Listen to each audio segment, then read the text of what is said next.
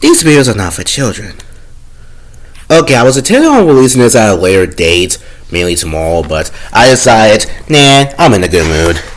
Batman has had several romances, his romances being one of the most interesting yet complicated parts of his gallery of stories. Because as interesting as I find superhero romances, at the same time they are notorious for their convolutedness, and I both love and fucking hate Batman and Spider-Man's. Because it's a never-ending cycle of will they, won't they, contrived romance melodrama, when the answer for who Batman's true love is blatantly obvious. And I will show you who his true love is when we get done with this. But let's go through each of them from worst to best, and especially explain the best one. Dead last, to no one's surprise, is Batman Batgirl. First off, the age gap relationships I hate. Niggas defending age gap relationships is crazy. Feel free to argue that somewhere else. I will gladly ignore you. Stay away from me, you goddamn creep. First of all, Batman knew Barbara since she was a teenager. This started back in the days of the new Batman Adventures where Bruce Timm's creepy ass tried to ship them for some reason. I don't know why. It's always this nigga. Like, he's a good artist. He's a horrible, god-awful writer when he is not supervised.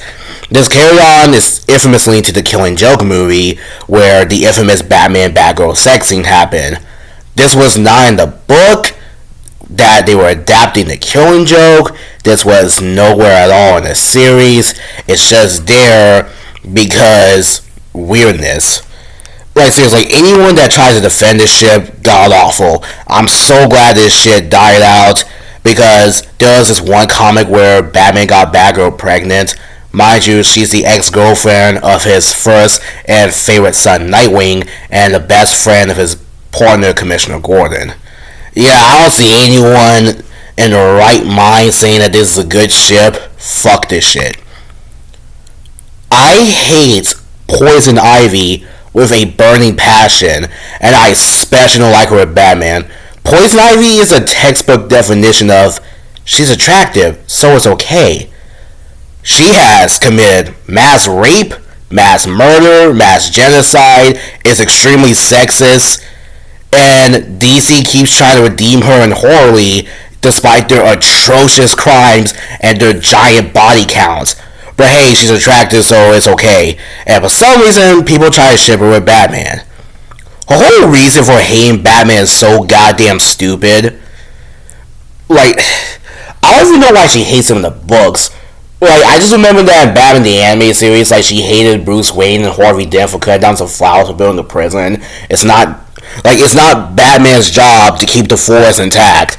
Like, you gotta complain to the mayor and write him like a really mean no in that case. So I don't understand that. I just don't understand why anyone ships these two. And again, DC trying to make her and Harley Quinn good guys despite their atrocious kill counts, and them even raping some of the characters like Nightwing is a hell no for me. Seriously, I hate Poison Ivy. I hope I don't see her in any more of the live action films. Wait, I gotta make another video on her herself explaining why she is so irredeemable. I don't know what's with DC and Marvel redeeming their worst characters. I said this in a previous video. If you want to redeem a villain, redeem Mr. Freeze. Okay, I know the Dark Knight trilogy is really beloved, but Rachel Dawes is such a piece of cardboard of a character. She only exists to be someone that Batman saves, and that's it. She plays more of a role in Two-Face's origin on her getting killed by Joker, so when Harvey becomes a half-zombie Two-Face, he tries to kill people for Rachel, but like, she's not really that interesting, so we don't really care. And I don't know why they couldn't just use Catwoman from Jump Street, because, spoiler alert, at the end of the trilogy, Batman gets Catwoman and they retire together, as they should. James Meridian is an original character from the film Batman Forever. She is only above because I had some nostalgia for her. Let's be honest, we all found her attractive in this movie. Other than that, she just wants to have sex with Batman. It's kind of just been Catwoman instead. Like, do you make a reference to her in the movie? I don't know why. Magpie is an obscure villain that got her chance to shine in the world of Batman.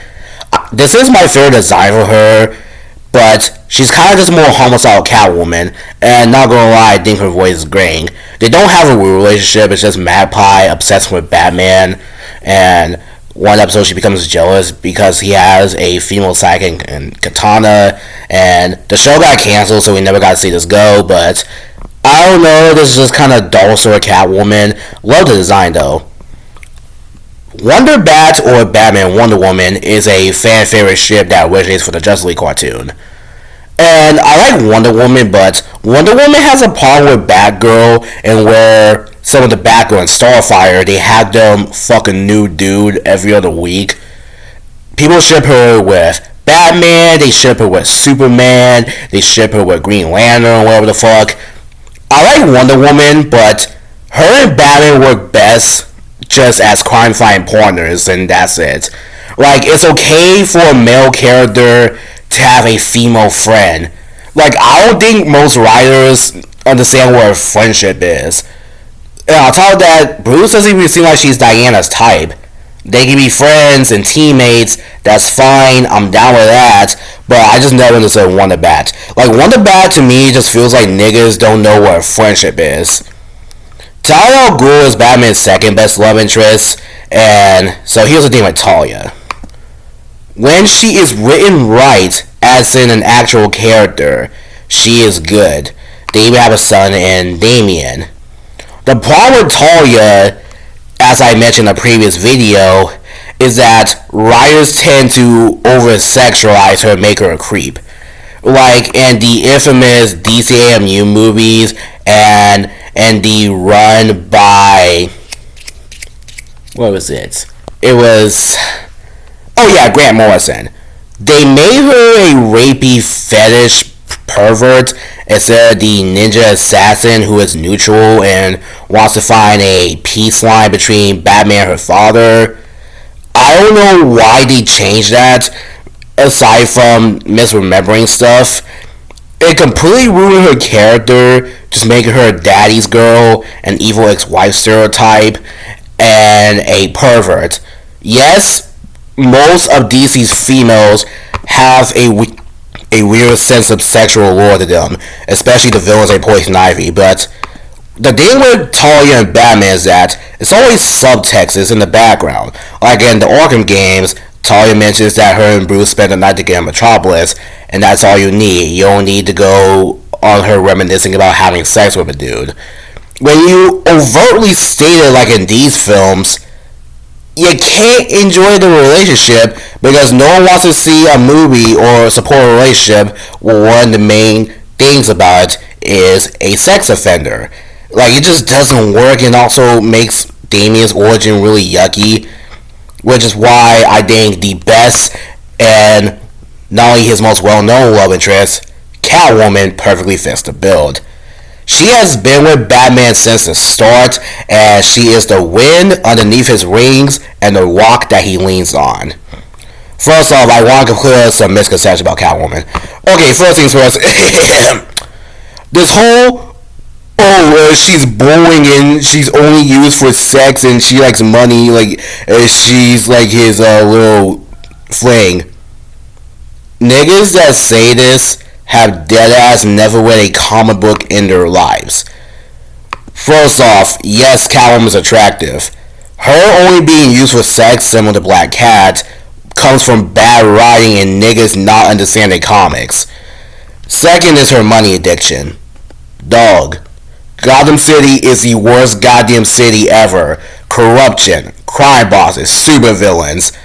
Makes sense why she's doing this. She grew up as a goddamn orphan abandoned by her mob boss of a crime father. It makes sense why she's acting like this. Batman sees this, sees that Selina isn't actually a bad person, as while she does have a money addiction due to her growing up poor and her affinity for needing more stuff, he sees this, sees that she's not really that bad, so he decides to redeem her, and while redeeming her, they end up falling in love, and he ends up earning her love. Next up is his claim that Batman and Catwoman are just these horrible, god-awful parents to the Robins, using them as child soldiers. Motherfuckers only read the goddamn Batman and the fucking Snyderverse films. The Robins, while adopted, are their children, and Justice even shows Batman being comforted by Catwoman as they cry together over Nightwing's death, because Nightwing is their son. These aren't child soldiers. Like, they literally adopted them and took them under their wings. Makes sense. They literally loved their kids to death, and their kids loved them back. There was even a time where Batman proposed her and they were married. This was during the Flashpoint era. Now, some complications happened, like Catwoman leaving him at the altar because blackmail from Bane or Flashpoint Batman or some shit. I don't remember. It was a stupid ass plotline that ruined the marriage of the best superhero couple in fiction. DC for some reason won't let Batman get married because, the mission, or like that.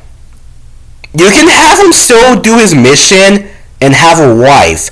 You can still have him be relatable and be married. Most people will actually relate more to a family man than a single man, as a matter of fact.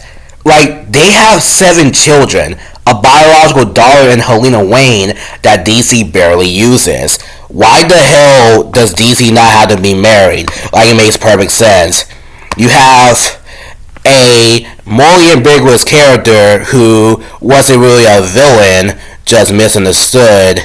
Said the hero sees this, and he redeems her, and he earns her love. Because the whole thing with Batman is that he wants to redeem his villains. Not everyone can be redeemed, sure, but with Catwoman, she's his prime example to the other heroes that redemption is possible. Him redeeming Catwoman, similar to Spider-Man redeeming Black Cat, is the whole reason they don't kill. Because if Batman and Spider-Man killed, then you can miss out on stuff like this. Souls that could actually be saved. Souls that could turn their life around and live for another better day. And that's why I love Catwoman so much. Not only her good design, her interesting character, her backstory, her humor, but she completes Batman. She is literally the soul of the Bat family. And I wish writers would realize this, but niggas don't like reading comics anymore, so they just go with big boobs and like money, which is really, really, really disappointing. Also, by the way, stop writing her and write her as Batman villains. They are not fucking Batman villains. That is their debuts only. I hate DC recycling shit so that way they can go ahead and just reuse the same shit over and over again. Stop it. And lastly, for the love of God, have them be married. It's been years.